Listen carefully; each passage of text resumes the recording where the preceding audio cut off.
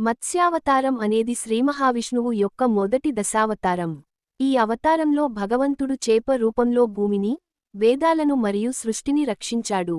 పురాణాల ప్రకారం, ఒకసారి సత్యవ్రత మహారాజు, తరువాత మనువుగా ప్రసిద్ధి పొందినవాడు, నదిలో తపస్సు చేస్తుండగా, ఒక చిన్న చేప అతని చేతిలో పడింది. ఆ చేప తనను రక్షించమని ప్రార్థించింది. రాజు దానిని చిన్న పాత్రలో ఉంచాడు. కాని ఆ చేప రోజురోజుకీ పెరుగుతూ పెద్దదైంది.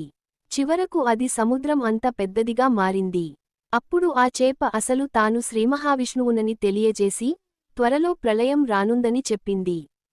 ప్రళయ సమయంలో ఒక పెద్ద నౌక తయారు చేసి, అందులో సప్తృషులను, ఔషధ విత్తనాలను మరియు జీవరాశులను ఉంచమని ఆదేశించింది. ప్రళయం వచ్చినప్పుడు, భగవంతుడు మహామత్స్యరూపంలో ప్రత్యక్షమై, ఆ నౌకను తన కొమ్ముతో కట్టించి, సురక్షితంగా హిమాలయ పర్వత శిఖరానికి చేర్చాడు.